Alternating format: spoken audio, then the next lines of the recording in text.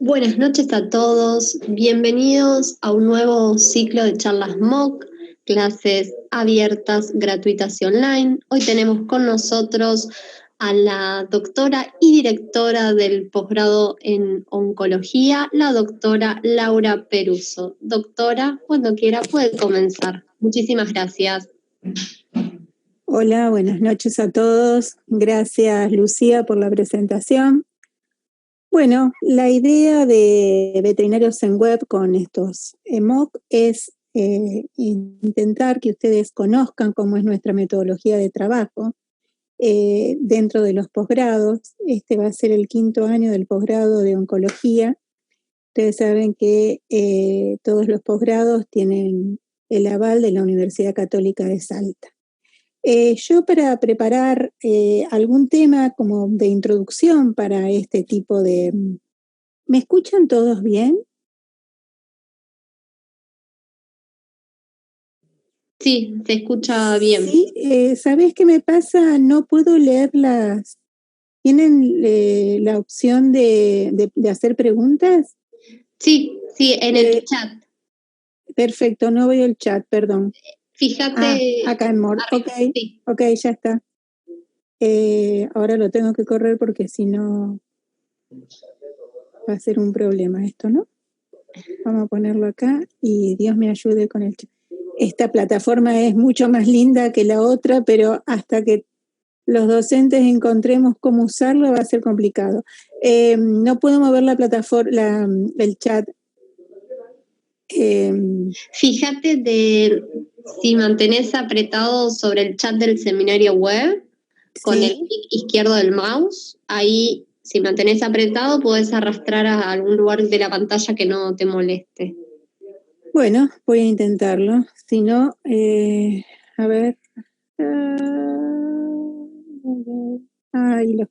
Lo supe hacer, perfecto. Si no, no veo los que me escriben.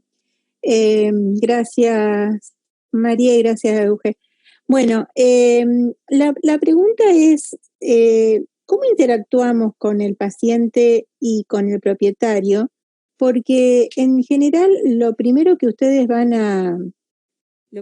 les va a pasar con un paciente probablemente sea un paciente con una enfermedad oncológica, es que los dueños pregunten, ¿por qué le pasa esto a mi mascota? Y realmente es bastante difícil de responderles porque no tenemos. Yo siempre le digo a mis pacientes, si yo supiera el origen del cáncer, estaríamos ganando el premio Nobel cualquiera de nosotros. ¿Por qué? Porque el cáncer siempre es un proceso multifactorial. Nosotros no podemos decir que el cáncer es un proceso único. Si bien sabemos que el cáncer es un proceso genético en sí mismo, no genético, no quiero decir esto genético de transmisión genética, sino que es un proceso que trae aparejado la alteración, la presencia o la ausencia de algunos tipos de genes. Entonces, el proceso no es único y no depende de una sola variable. Hay varios factores que van a hacer que el cáncer se presente. Algunos factores dependen del paciente, como la parte genética que yo les contaba.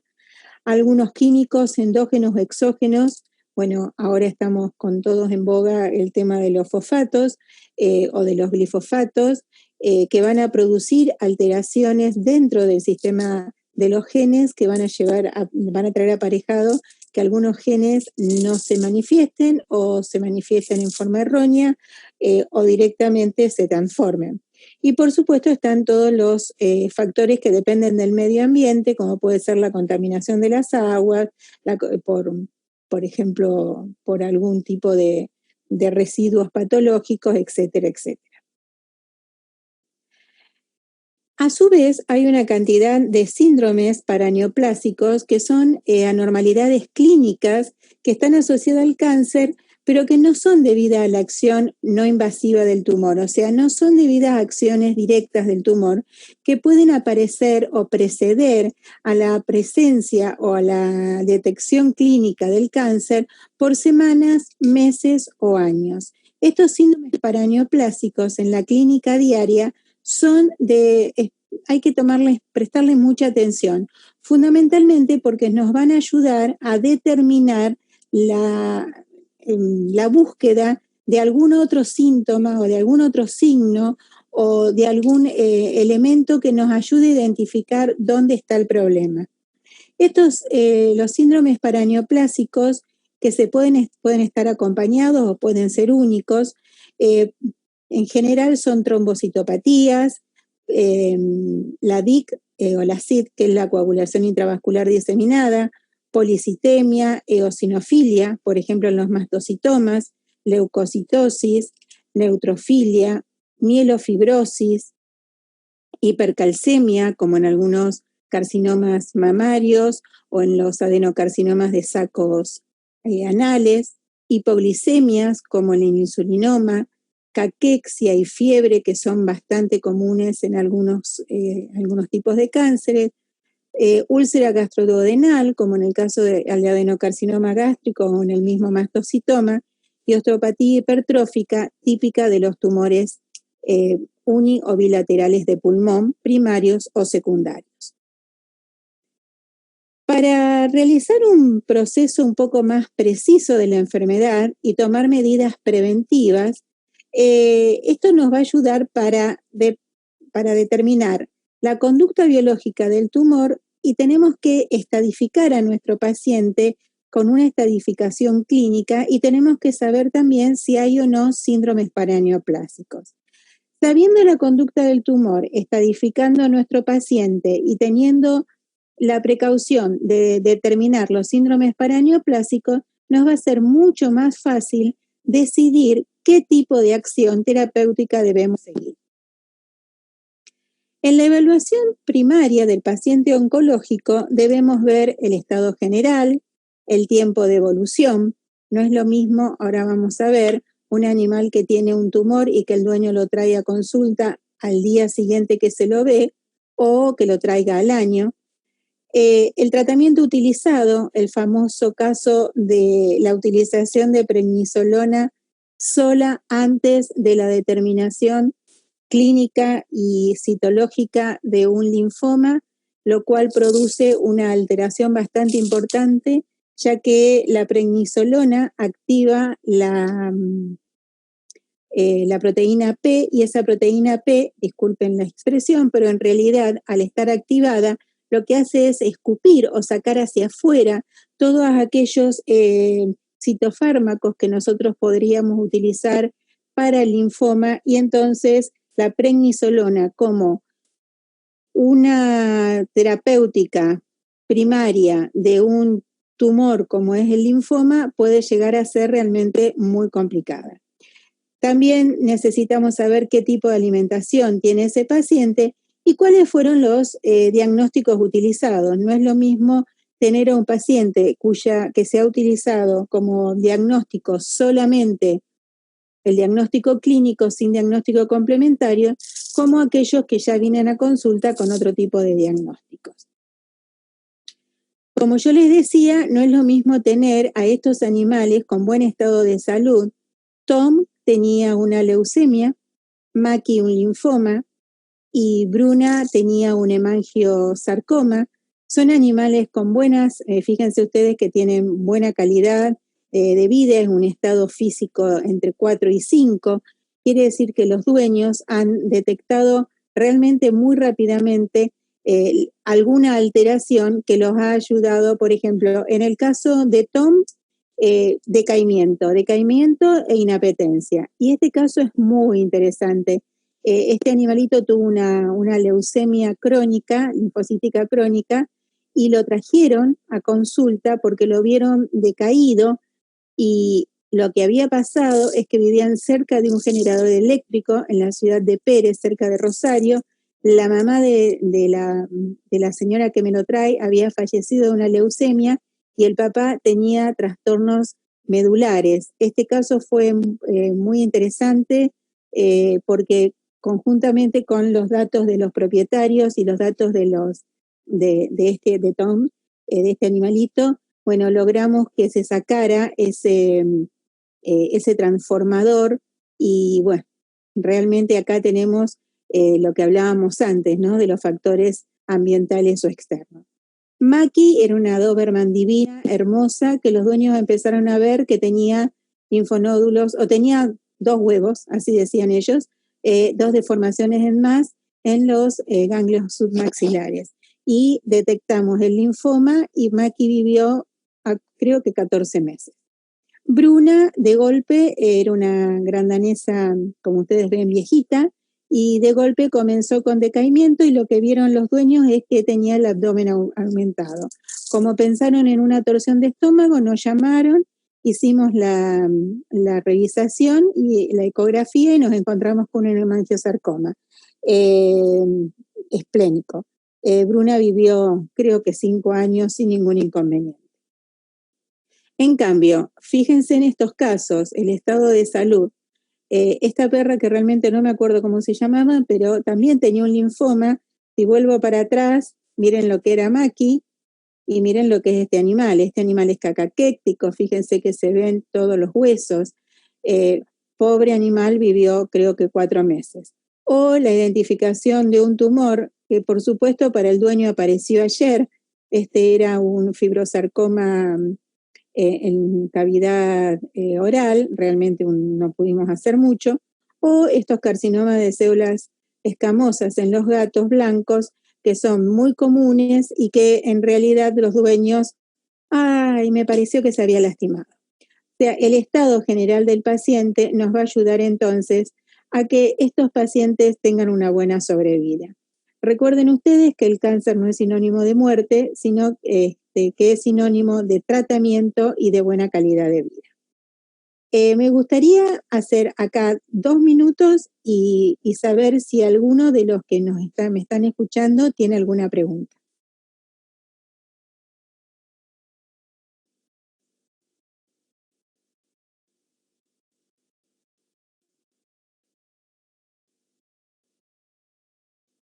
Bueno. Bueno. Muy bien, continuamos entonces. Y por último tenemos, gracias Rodrigo, y por último tenemos estos pacientes que ya llegan en un estado realmente caótico y que no podemos hacer otra cosa que intentar darles una mejor opción y mejor calidad de vida que a veces es imposible. ¿Cómo clasificamos el estado de nuestro paciente según Karpnowski? Ustedes no sé si recuerdan esta clasificación, la puse porque muchas veces nos olvidamos. La actividad H0 a H5, y yo creo que he mostrado los casos como para poder entender que el H0 es el que tiene actividad normal, el H1 es el que es sintomático ambulatorio, el H2 es el ambulatorio hasta el 50%, el H3 es un ambulatorio menor al 50%, H4 el postrado y H5 el muerto. ¿Qué significa esto? ¿Por qué es interesante? Ustedes recuerden que, como lo vamos a ver en un rato, esto no es para que cuando ustedes trabajan en oncología no van a poder trabajar solos. Entonces, es siempre importante tener a mano o recordar las clasificaciones para presentar a nuestro equipo de trabajo la estadificación de nuestro paciente. Entonces, si nosotros decimos que llega a la clínica un paciente H0, sabemos todos que vamos a tener muchas mejores opciones que si llega un paciente H3. En la primoconsulta, que yo digo que es la consulta más importante dentro de la clínica oncológica y que es a la que más tiempo le debemos dedicar, es una consulta en donde ustedes tienen que hacer una anamnesis realmente muy importante. Ustedes los animales pueden presentar insuficiencia pancreática, hepática, renal aguda o crónica, gastritis o enteritis, anemias, inapetencias, pérdida de peso, esto lo van a ver muy seguido, coagulopatías, disfunción locomotora, convulsiones, halitosis. Y acá hago una referencia.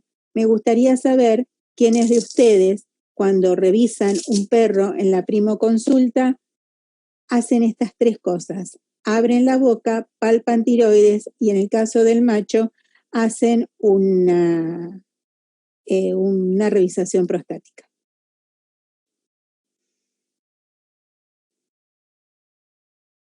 Tres maniobras semiológicas que a todos nos interesan.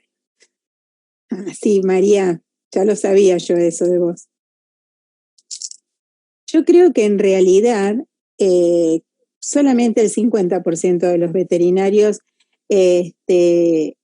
abre la boca, y digo por qué el 50%, porque nosotros somos un centro de referencia y de derivación oncológica, y realmente lo que nos llama la atención es la cantidad de tumores de boca que descubrimos, que los veterinarios no los derivan porque no saben lo que tienen.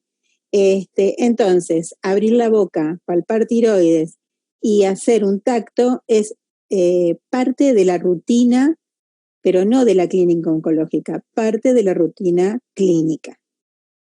El animal también puede presentar trastornos respiratorios, espleno o hepatomegalias, adenomegalias y úlceras crónicas. Fíjense ustedes, este es el caso de una anemia típica, levantar una mucosa, y si ustedes levantan la mucosa enseguida van a ver, o esta púrpura, que es un trastorno de coagulación intravascular diseminada. Son pequeñas cosas que vamos encontrando y que ya tenemos que anotar en nuestra cabeza, poner en nuestra cabeza, para ir después a juntar todo ese panel de situaciones que tenemos para lograr un diagnóstico. También tenemos la presencia de tumores que, no me digan que no, crecieron ayer. Ayer vieron este tumor los dueños. Esto no me voy a olvidar nunca, la dueña me dijo, doctora, lo vi ayer. Ups, no sé por qué se pasó, perdón. Y este tumor, bueno, en realidad lo sacamos a los dos, pero aquí, ¿cuál es la idea de sacar estos dos tumores? Es para el bienestar del animal. Sabemos perfectamente que en este caso, claro, es para darle, sí, hoy en la mañana, Rodrigo, es para darle calidad de vida, porque pobres animales sufren, les duelen. Yo sé que no le vamos a alargar la vida. Incluso casi con seguridad ya hay una metástasis. Si esto es un carcinoma, hay una metástasis. Pero no lo podemos dejar de hacer algo para darles una calidad de vida, ¿sí? Por lo menos esa es mi idea. Tenemos también los carcinomas inflamatorios, estos carcinomas que son tan dolorosos, que los animales aparecen con un eritema y que no en todos los casos somos capaces de diagnosticar. A veces pensamos que es simplemente un eritema, a veces pensamos que es un parche caliente o una estafilocoxia, pero recuerden, hay dos puntos importantes. Miren cómo están el resto de las mamas. Eso es uno, la cercanía de los ciclos estrales y el dolor presente constantemente en el animal, las escaras que se producen. Los problemas de motilidad. A ver, si ustedes ven un perrito en estas condiciones, quiero que me digan, vos sabés, María, que los PAF, ahora te cuento algo, dame un segundo y te cuento, bueno, o te lo digo ahora. El carcinoma de células inflamatorias en realidad es de diagnóstico histopatológico, porque sí, hay discrepancia. ¿Cómo diagnosticas un carcinoma de células inflamatorias? Cuando ves células tumorales adentro de los vasos linfáticos o adentro de los vasos sanguíneos. Y eso, la única forma que lo ves es con una biopsia, no lo vas a ver con un PAF. Solamente vas a ver con un PAF que hay células y puede ser que veas un alto porcentaje de neutrófilos, pero eso no te lleva a la decisión de que sea un diagnóstico de carcinoma inflamatorio. Yo siempre digo lo mismo, el diagnóstico de carcinoma inflamatorio, a mi entender, es o histopatológico, que en ese caso cuando vos los tocás haces un desastre, o clínico. ¿Se entendió? Bien. ¿Qué les parece cuando ustedes tienen, primero veamos una cosa, ¿qué les da esta fascia? La idea de qué le da esta fascia. Fascia de dolor, perfectamente. ¿Y esta posición de este miembro, qué me indica?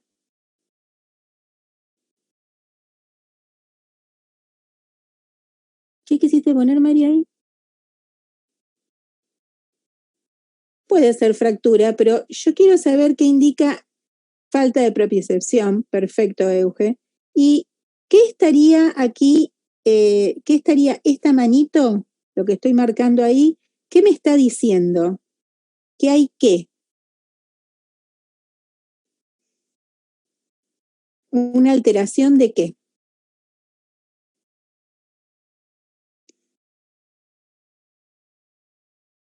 Del plexo braquial, perfecto. Entonces, si ustedes lo miran aún con más detenimiento, esta zona no es normal. Fíjense la relación de esta zona con el cuello. Evidentemente, aquí hay una malformación. Y esa malformación es la que me está haciendo presión sobre el plexo braquial, que le da dolor a este animal y le produce esta falta de propiocepción con un déficit neurológico por acción de la masa sobre el plexo radial y del nervio radial. Esto es típico de los schwannomas y de algunos hemangiopericitomas, ¿sí? Sí, es la mano en bola, exactamente. Perfecto. Con respecto a cómo realizar los diagnósticos o qué diagnósticos utilizar, yo siempre digo lo mismo. Los diagnósticos complementarios tienen que ir de a uno y tienen que estar asociados a lo que ustedes piensan. Perdón, pero no sé por qué se pasa esto. Y tienen que estar asociados a lo que ustedes van pensando. Cuando ustedes tienen ya la anamnesis realizada, ¿qué es lo primero que tienen que hacer? A ver, Euge, ¿qué es lo primero que hay que hacer? Hoy estuvimos hablando de ese tema. ¿Qué tenemos que hacer una vez que tenemos todos los datos armados desde el punto de vista de la solamente revisación y anamnesis? Nada más. Todavía no hice ningún diagnóstico complementario.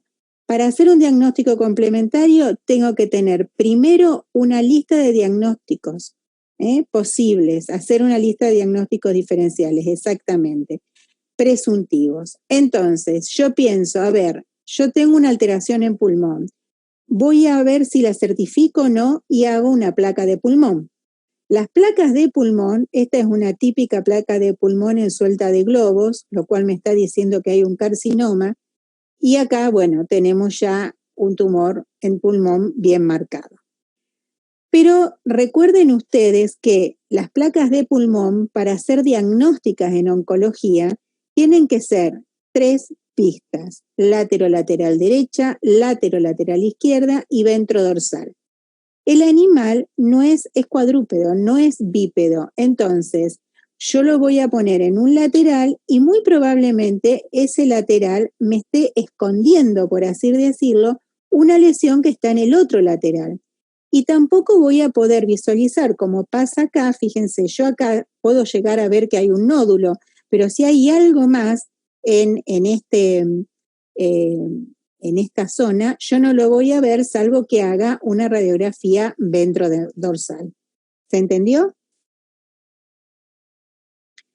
También podemos abrir la boca y encontrarnos con esto. El perro tenía halitosis y el veterinario me manda porque no sabe lo que tiene.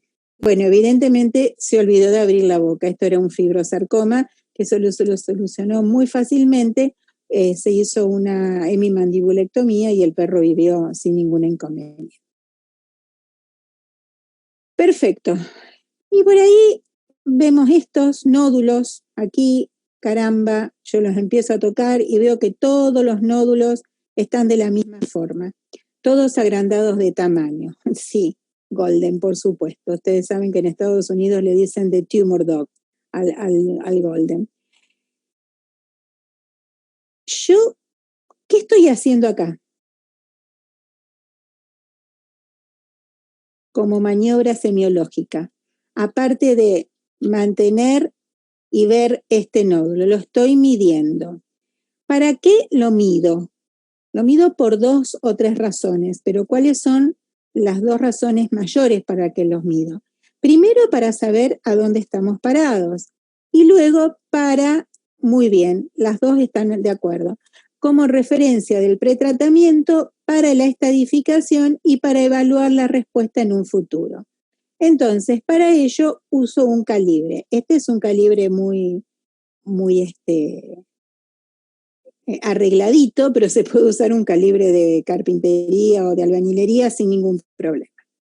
Y por el otro lado, ustedes van a hacer, ¿se acuerdan de estos esquemas que usamos para dermatología? Bueno, hagan un esquemita igual y ponen derecho e izquierdo, dorsal y ventral, derecho e izquierdo, y van a poner y van a marcar qué nódulos linfáticos, por ejemplo, en ventral acá van a poner el inguinal derecho, el inguinal izquierdo, el axilar, el submaxilar, el submaxilar, etcétera, etcétera. En cada uno van a poner la medición dependiendo el día, en el momento en que se lo traigan. Comienzan un tratamiento de linfoma, por ejemplo, y ustedes revisan al animal y ponen qué medidas tiene ahora. Entonces, si están más chicos, ustedes saben que el tratamiento está yendo a buen criterio. Ahora, lo mantienen al animal en un tratamiento y resulta que de golpe, ¡pum!, uno de los ganglios está más grande. Ahí entonces, indudablemente van a tener que cambiar la medicación y llevar a un nuevo tratamiento para hacer haciendo una reestadificación del paciente para hacer una remisión, una nueva remisión. ¿Se entendió? En todos estos casos siempre hacemos o siempre estadificamos a nuestro paciente con el sistema TNM. Recuerden ustedes que el sistema TNM es un método de estadificación de neoplasias desarrollado por la American Joint Committee on Cancer y cuya primera edición se dio en 1977. En este sistema, la T era de tumor primario, la N de nódulos linfáticos y la M de presencia de metástasis. De esta manera, este método de estadificación nos va a ayudar a la correcta estadificación de las neoplasias enfocado hacia el manejo clínico, la decisión terapéutica y la evaluación tras el tratamiento o el pronóstico. Esta es la definición del sistema de los objetivos del sistema TNM según la Cancer Staging Manual del año 2002. Entonces, es un poco vieja esta referencia, pero es la primera referencia, por eso la coloqué. Les explico, si pueden llegar a leer esta edición, realmente es muy interesante porque la estadificación está, los objetivos de la estadificación y cómo está la estadificación realizada es realmente muy interesante para el que le guste un poco la historia de la oncología.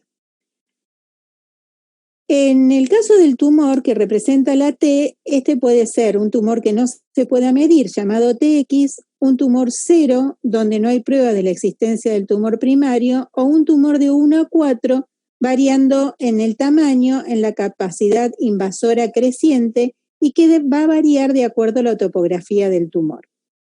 Por el otro lado, en el caso del nódulo linfático, también no hay adenopatías regionales, no se demuestran, o hay invasión ganglionar regional por orden decreciente en número y tamaño.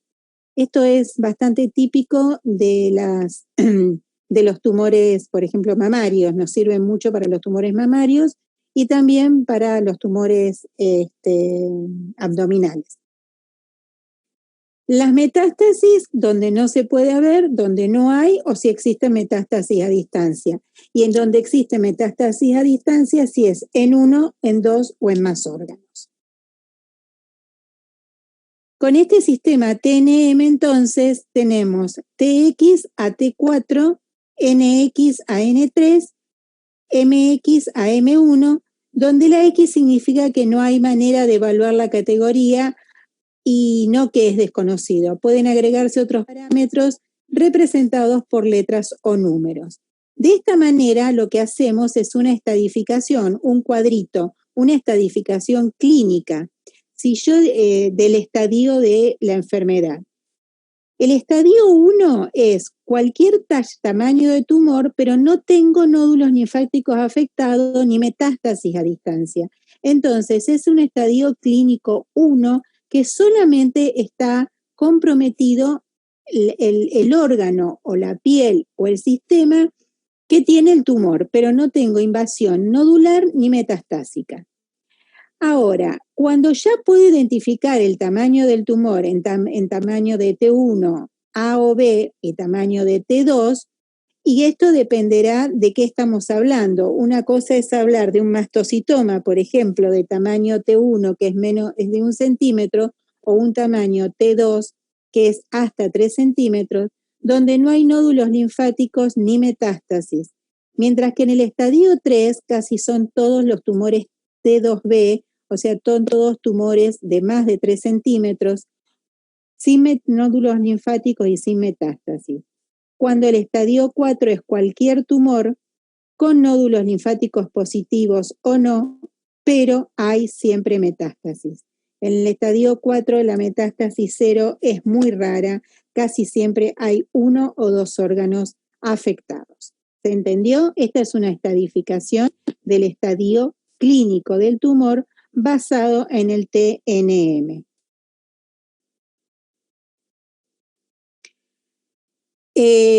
Hoy se me volvió a repetir. Por el otro lado, la otra forma de diagnóstico que tenemos es la punción con aguja fina. Ustedes recuerden que toda masa u órgano agrandado es susceptible de punción con aguja fina. ¿Qué significa esto? Que si yo tengo este nódulo, puedo tomar una aguja con el cono sin aspiración, introducir la aguja no en el centro del tumor, porque si yo introduzco la aguja en el centro del tumor, lo único que me va a pasar es que voy a sacar células necróticas. Entonces, introduzco la aguja sobre los laterales, pero fíjense que yo hago movimientos con la aguja, pero mi jeringa está quieta, o sea, no está absorbiendo. Esto es fundamental y también lo pueden hacer sin jeringa, o sea, poner solamente directamente la aguja y con movimientos de picoteo, sobre la zona tumoral, pueden llegar a tener células que van desde la aguja hacia el cono de la aguja.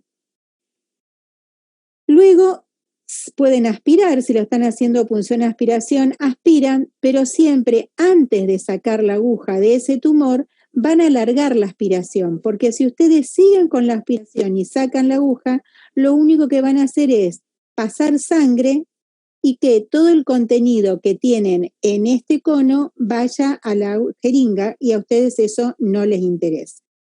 Si hacen una punción sin aguja, con aguja sola, sin jeringa, y ustedes saben que van a aspirar un lugar donde realmente puedan tener demasiada sangre, ustedes van a, por ejemplo, si lo hacen en tiroides o hacen un mastocitoma, donde saben que va a haber, o en un hemangiosarcoma, donde saben que puede haber mucha sangre, lo que les aconsejo es tocar, ¿cómo les puedo explicar? Sacan esta jeringa y tapan con el dedo, mientras hacen el picoteo, tapan con el dedo la aguja, de tal manera de que impidan que haya pasaje de sangre desde la aguja al cono de la aguja. ¿Se entendió?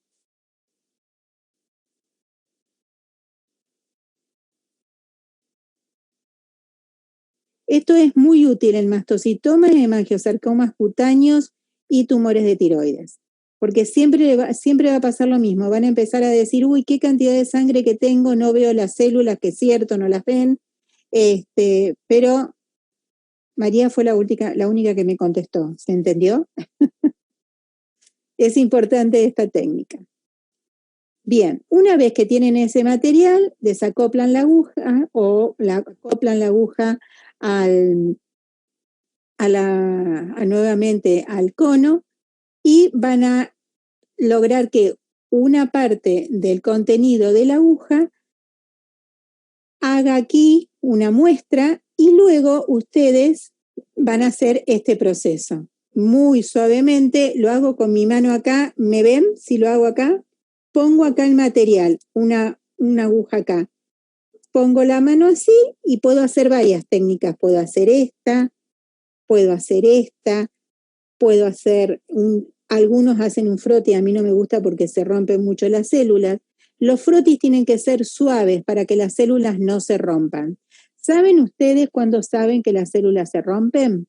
¿Qué características van a tener en la citología que les va a dar la pauta a ustedes de que el preparado está mal realizado y han hecho demasiada presión y las células se han roto?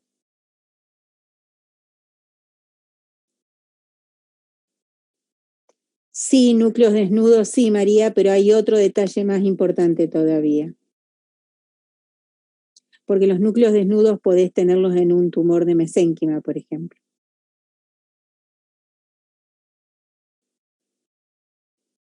Van a encontrar todos los citoplasmas hacia un lado, así, todos los citoplasmas como si fueran citoplasmas de células mesenquimáticas, de sarcoma, pero todas las cabecitas del citoplasma van a tener todos los núcleos acá y todos los citoplasmas acá, todos para el mismo lado. Entonces eso le está dando la pauta a ustedes que ustedes han roto la célula y al romperlas han estirado de tal manera los citoplasmas que se rompen y quedaron los núcleos en el otro lado. ¿Se entendió?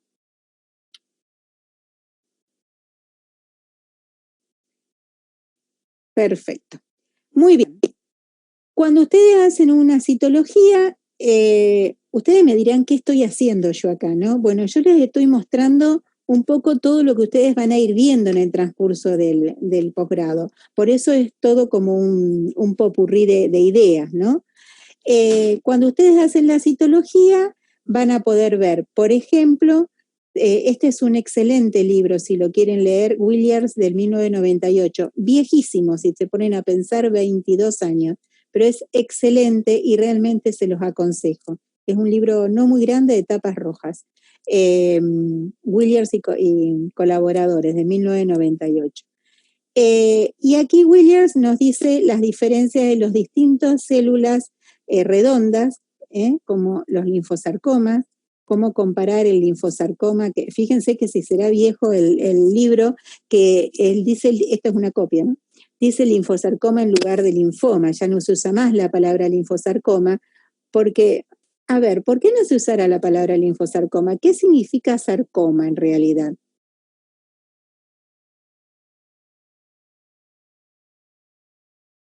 Remóntense un poco a patología. ¿Qué significa la palabra sarcoma? Tejido mesenquimático o músculo. Perfecto, Euge. Entonces, no de origen mesenquimático, claro. Los sarcomas son tumores malignos de origen mesenquimático y el linfoma no es un tumor de origen mesenquimático. Entonces, esta clasificación es vieja. En realidad es un linfoma. Linfocítico, linfoblástico, lo que quieran, en este caso linfoblástico. ¿Por qué digo linfoblástico? Por el tamaño de 15 a 20 micras en lugar de un linfocito pequeño que tiene de 6 a 10. El mastocitoma lleno de gránulos color parduzco, el tumor venéreo transmisible con vacuolas, ¿se acuerdan que el tumor venéreo transmisible lo que lo caracteriza son como células redondas, pero que tienen vacuolas intracitoplasmáticas, o el histiocitoma, una célula grande sin vacuolas, bastante más grande incluso que un mastocitoma, que tiene la característica de, como su nombre lo indica, histiocitoma, quiere decir que si termina en oma, era un tumor benigno. Aquí tiene un ejemplo de un linfoma, esto está tomado del libro de Couto, creo, si no mal recuerdo. Fíjense, un linfoma, vuelvo a lo de atrás, ¿no? ¿Se acuerdan? Este era el linfoma. Un linfoma con células grandes, fíjense que acá hay una mitosis, fíjense que acá hay linfocitos más pequeños, estos son linfocitos normales y estos son linfoblastos, fíjense en cómo están estos núcleos muy activos, y aquí hay una mitosis. O pueden tener estas células, ¿de qué origen son estas células?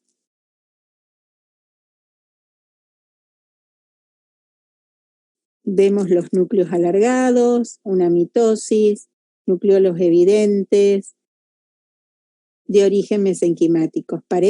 No, son fusiformes, muy bien, fíjate. Estos son todos citoplasmas, estos son citoplasmas indefinidos, este es un citoplasma y es un fibrosarcoma, ¿sí? Excelente.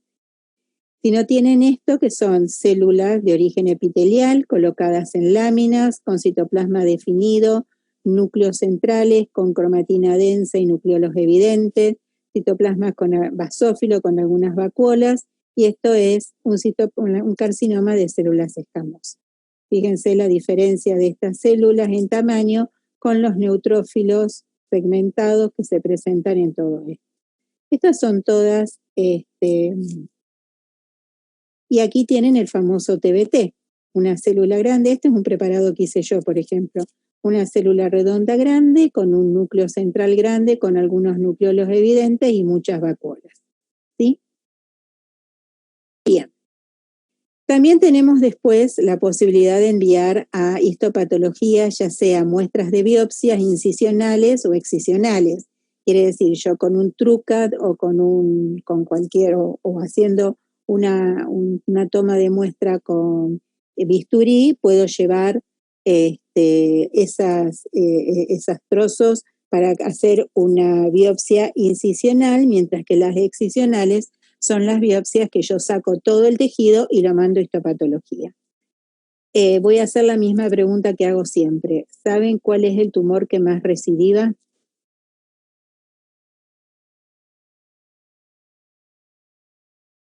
Ahora te cuento.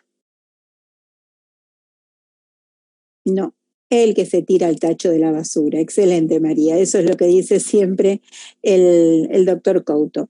El tumor que más recidiva es el que se tira al tacho de la basura. Les voy a contar un caso que nos pasó hoy en la clínica. Viene un señor con un labrador negro y me dice, me mandan de la veterinaria porque tiene esto en la pata. Miro y en la pata a nivel del tarso tenía 3 deformaciones en más.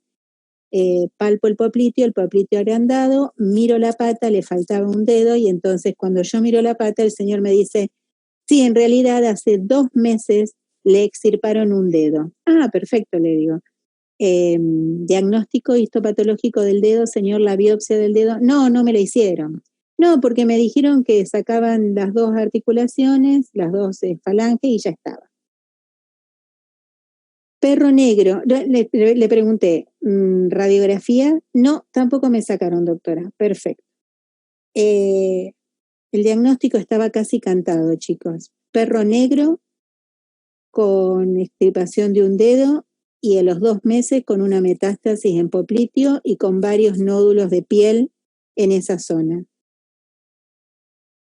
Un melanoma. Pobre perro, no le pudimos hacer más nada. En cambio, si en el momento del diagnóstico, primero hubiesen hecho aunque sea una punción de ese dedo, o hubiesen hecho una radiografía y por supuesto la biopsia, ese perro tenía alguna chance de hacer algún tratamiento, pero no en este momento, porque ya hay invasión. Hicimos la punción con aguja fina y realmente sacamos unas imágenes citológicas hermosas. No las tengo a mano ahora, pero realmente preciosas. Si aunque le hubiesen hecho una placa en ese dedo, ¿saben cuál hubiese sido, sin necesidad de una punción, saben cuál hubiese sido la diferencia en saber si había un carcinoma subungual o un melanoma? ¿Alguno sabe? La reabsorción ósea, exactamente. En el carcinoma subungual, la reabsorción ósea está presente, mientras que en el melanoma no. Entonces, aunque parezca peor, con la reabsorción ósea, ustedes en el carcinoma de células subunguales hacen la cirugía amplia y el perro se cura. En el melanoma la cosa cambia. Entonces, los otros métodos diagnósticos ya habíamos dicho que eran radiografía, ecografías, endoscopías, tomografía y resonancia magnética. Con respecto a las radiografías, ya lo hablamos, lateral derecho, lateral izquierdo y ventrodorsal. Fíjense, acá hay, aquí está el corazón y aquí hay una gran masa mediastínica, y sin mirar la masa, ustedes al ver este trayecto de tráquea, si esta masa acá no fuese tan evidente y usted en una lateral, ustedes observan este trayecto de tráquea levantado, o sea, empujado, hagan urgentemente la ventrodorsal porque evidentemente hay algo en el mediastino. Bueno, esta es una suelta de globos de un carcinoma, fíjense, pobre animal, realmente un desastre, un carcinoma mamario. Estos son casos nuestros. Con respecto a la tomografía, sabemos que no es inocua porque utiliza la emisión de rayos X, ahora vamos a ver y les voy a explicar. No solamente es útil para el diagnóstico, sino que estadifica la neoplasia, porque si ustedes hacen una tomografía general, pueden saber si hay metástasis a distancia. Ayuda a diferenciar a sus tejidos, medir su tamaño y observar la relación anatómica. Permite calcular la profundidad y el tamaño de la neoplasia. Y para los que hacemos radioterapia es muy importante porque nos permite la realización de una simulación para el tratamiento. Lo que yo les decía de la tomografía, que no es inocua, que siempre tiene que estar separada del operador, es porque aunque a ustedes les parezca mentira, todo esto que se ven acá son placas. O sea, la tomografía, a medida que el cuerpo del animal pasa por el tubo, esto es como si el tubo de tomografía estuviera cortado a forma sagital, a medida que pasa, el tubo va girando y va sacando radiografías. Quiere decir que estas radiografías son constantes, o sea, por cada emisión, por cada tomografía que ustedes se hacen, se irradian un poquito bastante. En cambio, en la resonancia magnética la cosa es diferente, no hay radiografía, es por emisión de protones y electrones, y bueno, es un poco menos inocua y da para los tejidos blandos un poco de mayor información.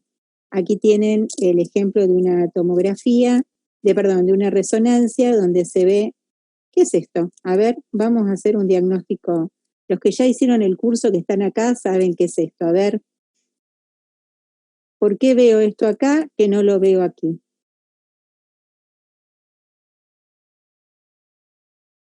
¿Cuál es el diagnóstico que presenta esta resonancia? Esto es cavidad nasal, los voy a ayudar un poco. Masa ocupante en cavidad nasal. Perfecto, esta masa ocupante en cavidad nasal me va a decidir a mí tomar la decisión de hacer una endoscopía o si puedo tomar una citología directamente con un hisopo para ver qué tipo de células tengo acá, ¿sí? Y si no, buscaremos a un endoscopista que nos haga una endoscopía para que nos diga, nos saque una biopsia y nos diga la biopsia qué tipo de tejido tenemos. Con respecto a las ecografías, bueno, tienen varias cosas a favor. Nosotros casi siempre estamos presentes en el momento de la ecografía. Este era Astor, un ovejero alemán que tenía, miren que les estoy hablando del año 99, que tenía un linfoma, fíjense el ganglio linfático, y observen ustedes, estaba tomado el hígado, y observen ustedes que ya en esa época podíamos ver la ampliación de la vena cava, por lo cual nos decía que el hígado estaba ya complicado. También podemos ver una neoformación hepática y aquí tenemos otro linfonódulo. ¿Qué es lo importante de las ecografías diagnósticas? Que nos tome el ecógrafo la medida, porque es la forma que tenemos de calcular la medición de las masas a nivel interno, o sea, las masas abdominales o los linfonódulos.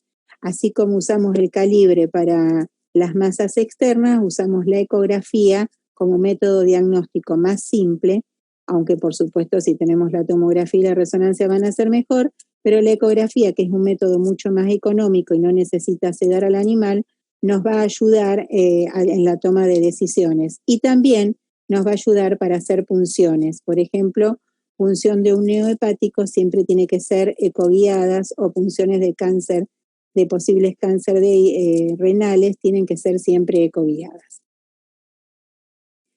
Luego vamos a hacer una bioquímica sanguínea, donde vamos a ver el número de glóbulos rojos, de blanco, la calcemia, porque nos podemos encontrar con hipercalcemias como síndromes paraneoplásicos, como dije antes, en los carcinomas mamarios o en los adenocarcinomas de glándulas paranales. la función hepática, que nos va a dar un aumento de la GTP tras el daño hepático o altas concentraciones de la GOT en los músculos esquelético y cardíaco o en el hígado. La fosfatasa alcalina, que en realidad no es muy precisa, porque la fosfatasa es una enzima que realmente se altera muy rápidamente, no solamente por la presencia de un tumor, sino también por la alteración hepática producto de la toma de glucocorticoides de hace mucho tiempo. La glicemia, que como dije, puede haber hipoglicemia en el caso de algunos tumores hepáticos o en el caso del insulinoma, y la fosfatemia, que me va a indicar con relación a la calcemia qué alteraciones a nivel renal o a nivel hepático puedo llegar a tener. También tengo que tener en cuenta cómo está el músculo cardíaco, y no solamente a través de un electrocardiograma, sino de algo que se llama contractibilidad cardíaca normal, fracción de acortamiento ventricular o eyección ventricular. ¿Eso qué nos indica? Nos indica cómo se está contrayendo el músculo cardíaco. ¿Por qué es importante esta medición? Saben ustedes que hay una droga que se usa mucho en oncología veterinaria que es cardiotóxica. ¿Se acuerdan ustedes cuál es?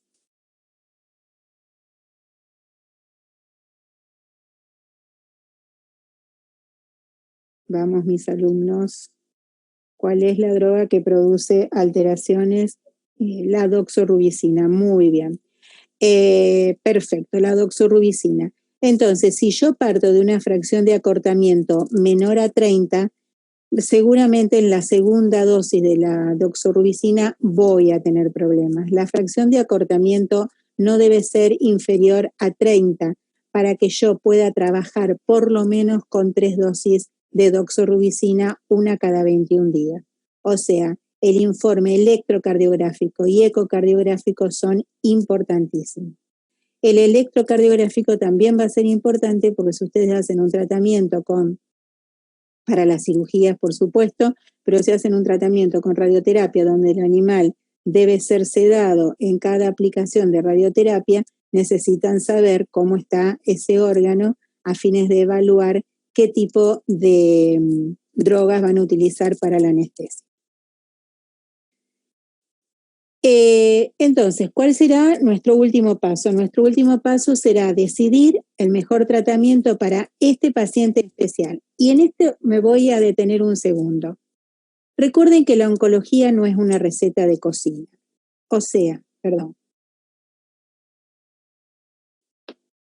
Siglo XXI. Es cierto que la oncología veterinaria está un poco lejos de la oncología humana, pero siglo XXI, yo no puedo tener una receta que voy a aplicar a todos los pacientes de todas maneras, no. ¿Qué protocolo de trabajo viene mejor para ese paciente en este momento y en un contexto familiar determinado? Les doy un ejemplo. Yo soy bastante cuidadosa del medio ambiente. No me gusta esto de utilizar, por ejemplo, platinos. ¿Por qué? Porque los platinos no se eliminan en 24 o 48 horas como la doxorubicina, sino que tardan 72 horas, son bastante contaminantes, y la gente no tiene la precaución de llevar al perro, que le usemos un platino a un lugar para orinar y defecar, que no sea una plaza, que no sea el jardín de su casa. Entonces, si la gente tuviera la precaución de llevar ese animal a un lugar para orinar y defecar, ponerse guantes para levantar esa materia fecal y ponerla en un lugar o incinerarla y limpiar con cloro toda la zona donde el animal ha orinado utilizando una máscara, yo utilizaría más platinos. Tampoco uso doxorubicinas en casos donde hay madres embarazadas, mujeres lactantes o niños pequeños. ¿Exagerada? Puede ser, pero la vida humana es muy valiosa. Entonces, por eso puse acá, decidir el mejor tratamiento para un paciente en especial en un determinado momento y en el contexto familiar. Eso es fundamental, gente. La oncología no es una receta de cocina. Otras pautas a tener en cuenta, que ya lo habíamos conversado antes, es pensar en un equipo de trabajo. El equipo de trabajo, más allá de todo lo que tenemos, el clínico, el radiólogo, el bioquímico, ¿por qué? Porque nosotros no somos todólogos, o sea, nosotros no podemos saber todo. Entonces necesitamos un bioquímico, necesitamos un cardiólogo, necesitamos trabajar con un ecografista, con alguien que nos haga una resonancia. No podemos tener la capacidad en este momento de la vida de las ciencias de poder hacer todo. Necesitamos tener la capacidad de delegar y de trabajar en equipo, cosa que a los veterinarios nos cuesta mucho. Y como siempre dice un genio que para mí es el doctor Gregorio Hill, compassion is the word, dice el doctor. O sea, la palabra en oncología veterinaria es compasión. Compasión, y no lo tomemos como compassion es la traducción literal, es compasión, pero en realidad lo que quiere decir Gregory es tener cuidado, tener empatía por el dolor, no solamente del animal, sino también de la familia. O sea, la palabra compasión en este caso, la palabra empatía o la palabra acompañamiento es la palabra que tenemos que tener en cuenta. No hagamos todo, total no importa. No, hagamos todo bien, porque todo importa. ¿Se entiende? Perfecto. O sea, nosotros no debemos dejar que el paciente sufra. Utilizaremos todos los métodos de analgesia y anestesia que sean necesarios. Acá les muestro algunos casos para que ustedes vean que lo importante que es saber. Cuando uno no sabe hacer las cosas, las hace mal. Esta es una extravasación de una doxorubicina hecha en un miembro posterior, pero con tan mala suerte, fíjense, vamos a estudiar qué es lo que produce, pero produce estas cavernas, con tan mala suerte de que, bueno, con buena suerte para Tango, porque nosotros después con un tratamiento de carvedilol pudimos solucionar el tema. Pero Tango, fíjense qué error cometió el veterinario. Tango le habían amputado el miembro anterior derecho y el veterinario no tuvo mejor idea que hacer una doxorubicina porque dijo que era un osteosarcoma y lo dijo a través de una placa. Hizo la doxorubicina en el mismo miembro posterior derecho. Conclusión que pobre perro, si yo le cortaba la pata, porque esto no lo podía curar, gracias a Dios lo pudimos curar, el perro no sé cómo hubiese andado. De cualquier manera, otro gran detalle, la dueña nunca me pudo mostrar, porque el veterinario no se lo dio, nunca me pudo mostrar el histopatológico. ¿Y saben qué? Tango vivió 8 años después de la amputación. ¿A ustedes les parece que un osteosarcoma puede vivir 8 años con una sola doxorubicina? Exacto, no era un OSA. Entonces, cuidado. Vuelvo a decir, la oncología es una parte más de una especialización. Uno no puede hacer un tratamiento oncológico por las dudas ni porque me parece. Y para eso hay que estudiar. Y por último les voy a mostrar también un caso que me tocó hace muchos años, pero realmente me dio mucha pena. Tango, miren la cara de hermosura de Tango de un boxer viejo. Llega a la consulta de otro profesional por un nódulo en el escroto. El profesional saca el nódulo del escroto, saca el nódulo, no saca el escroto, no, saca el nódulo del escroto y por supuesto no lo manda a analizar. Llega... No saca nada, él saca solamente el trozo de tejido de piel del escroto, ¿sí? Este es uno de nuestros consultorios y bueno, llega Tango y apenas vemos esto y vemos esto. ¿Qué tumor es? Ya. Un mastocitoma, perfectamente. Ustedes saben que los mastocitomas, fíjense, acá volvió el mastocitoma, pero mire lo que hizo el mastocitoma. El mastocitoma hay que tener muchísimo cuidado. Parece, sabe que nosotros le decimos el gran impostor. parece un tumor realmente sin ningún tipo de problema. Ustedes lo sacan, ya está listo. A los 2 meses aparece el perro lleno de tumores o con esto. El mastocitoma no debe ser tratado así nomás. Para tratarlo hay que saber tratar. Y los mastocitomas de las zonas urogenitales, miembros posteriores y cabeza son los más agresivos. Vamos a tener una clase completa de mastocitoma y vamos a discutir sobre el mastocitoma, pero fíjense el cuidado que hay que tener. Fíjense acá, ya estábamos en la etapa final, pobre tango. ¿Qué hay acá? ¿Qué es esto? ¿Qué proceso se está iniciando acá? No, la úlcera estaba acá, María. Acá, fíjate.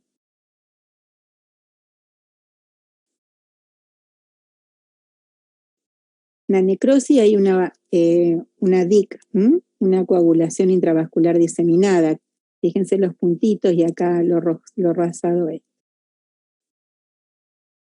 Ustedes saben que los mastocitomas son tan impostores hasta con las tinciones. Si ustedes usan una tinción de Diffwick, no van a ver ningún gránulo. Este mismo preparado, teñido con Maigrun-Walchienza o con tinción 15, ven todos los gránulos y no se equivocan. ¿Esto qué parece? Este preparado, ustedes si lo ven así, ¿qué diagnóstico le darían?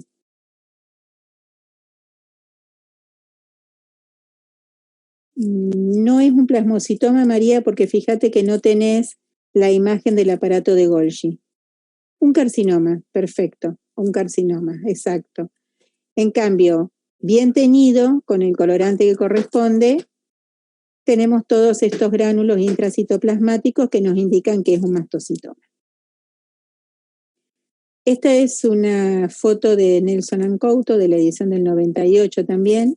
Ya creo que estamos por la 4ª edición de este libro, imperdible, imperdible. Y por último les muestro este caso. Si ven este animalito y la dueña le dice que hace 4 meses que está dando vuelta, que tiene esta deformación en más, abren la boca y encuentran una úlcera en el paladar blando, el animal le resulta difícil. Dale, María, hacelo, está la doctora Laura Densoy. Les resulta difícil respirar, hacen un hisopado, viene con un diagnóstico de carcinoma nasal. Yo soy como Santo Tomás, si no lo veo no lo creo. A veces los chicos, los colegas que trabajan conmigo se ríen. Y vuelvo a hacer la punción, vuelvo a hacer el hisopado. Mientras estaba haciendo el hisopado, le pregunto a la dueña, este perrito venía de Uruguay, de Montevideo específicamente. Le pregunto a la dueña, ¿y cuándo empezó esto? Y dice, mira, más o menos 3 meses atrás, estábamos más o menos en mayo ahí creo, 3 meses atrás, yo había venido de vacaciones a la costa argentina con mi mamá y cuando vuelvo a Montevideo, en el mes de febrero, empiezo a ver que él estornuda, que salen unas gotas de sangre y que después aparece esto. Fíjense cómo estaba, pobre perro, ¿no? Hice un hisopado nasal y le pregunto, 3 años. Le pregunto a la dueña, ¿y qué? ¿Había muchos perros alrededor? Sí, dice, vos sabés, era un macho. Dice, vos sabés que tuve un gran problema porque había muchas perras en celo, estamos hablando de la época de enero-febrero, y bueno, dice, lo que pasa es que cuando lo llevé a Uruguay me lo quisieron operar. Y bueno, unos colegas, amigos míos de Uruguay lo mandaron a casa. Sí, era un TBT nasal. Y lo habían diagnosticado como un carcinoma. Y yo encontré esto. Estas células, con esta disparidad de tamaño, anisocitosis, anisocariosis, en células tan grandes con esto, es un TBT. En ese momento todavía no teníamos radioterapia, hicimos un tratamiento con vincristina y esta es la foto que me mandó la dueña desde Uruguay 2 meses después. O sea, qué importante es la anamnesis, chicos, porque si yo no le hubiese preguntado a la dueña, de casualidad, fue porque hablo con todos los dueños, y por ejemplo, hubiese visto esto y no hubiese visto esta vacuola, hubiese dudado de que no era un carcinoma. No sé muy bien por qué, pero lo que sí les cuento es que los TBT más antiguos, o sea, los que hacen más tiempo que están, siempre tienen menos vacuolas. Nadie, ninguna citóloga profesional me lo pudo decir, pero es lo que sucede. Entonces, la anamnesis es de suma importancia en todos estos casos. Bueno, espero que les haya gustado un poco charla de todas las diferentes aspectos de la oncología, y creo que Lucía tiene algo más para nosotros.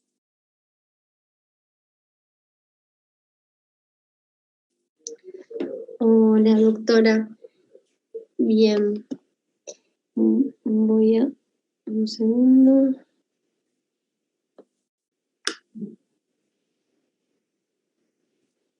Gracias, María. Gracias, Rodrigo, y gracias, Silvia. Muy bien. ¿Querés, Lucía, que yo les cuente? Gracias, Eugen. Les cuente un poco, a ver si podés poner la foto anterior. Sí. Me haces un favor. Les quiero contar ahora de qué se trata nuestro posgrado. Nuestro posgrado empieza, Lu, si hay algo diferente a lo que vos querés decir, que yo te voy a decir, me avisas, por favor. Sí, sí, no hay problema. Nuestro posgrado inicia el 27 de marzo. Las aulas abiertas son los días miércoles a las 22 horas Argentina. El posgrado es sincrónico y asincrónico. ¿Qué significa esto? Asincrónico significa que ustedes van a tener todas las charlas, se van a subir grabadas por los diferentes docentes, se suben los días lunes, y al miércoles de la otra semana se realiza el aula virtual de esa clase, con lo cual ustedes tienen casi 10 días para poder escuchar escuchar la clase grabada de cada docente y después participar en el aula virtual. El aula virtual queda grabada para que ustedes, si no han podido presenciar ese aula virtual ese día, puedan seguir, y va a quedar grabada durante todo el tiempo del posgrado.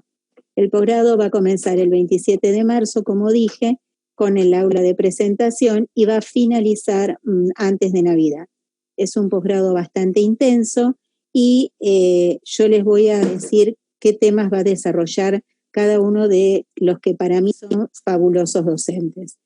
Tenemos la suerte, la inmensa suerte de contar con un aula con el doctor Gregorio Gil y con una clase sobre linfoma que yo he traducido, una clase que el doctor, ustedes lo van a ver al doctor hablar, la traducción está hecha en simultáneo, pero escrita para que los que sepan inglés puedan disfrutar de la chica por el cariño. Esperamos realmente que les parezca interesante el curso, que nos ayuden a poder completar la grilla, y ahí tienen las consultas administrativas a ventas@veterinariosenweb.com, y allí tienen un número de WhatsApp, porque a veces no pueden llegar bien los mails, pero en el grupo de WhatsApp, Lucía, creo que Lucía es la que contesta toda, Lucía pobre, Lucía la tengo loca, contesta todo. Así que, bueno, no sé si quedó alguna pregunta, o Lucía, ¿querés agregar algo más? No, solo recordarles entonces que el 27 de marzo estamos comenzando el posgrado en oncología y que los esperamos. Bueno, muchísimas gracias. Algunos de los panelistas o los que están atendiendo, panelistas soy yo, perdón, alguno de los participantes tiene alguna otra pregunta. Si no, les agradecemos el que hayan estado con nosotros. Esperamos que los que ya han hecho el posgrado le den buenas noticias a los que no lo han hecho para que nos acompañen este año. Muchísimas gracias por el cariño que nos han brindado los que ya han participado de este posgrado, como Rodrigo, Eugenia y María. No sé si me olvido algún otro. Así que mil gracias por estar. Gracias, Lucía, como siempre, por la moderación y espero verlos el 27. Muchísimas gracias. Bueno, muchas gracias a todos. También les recuerdo que esta charla ha sido grabada, así que mañana estará disponible en nuestro campus.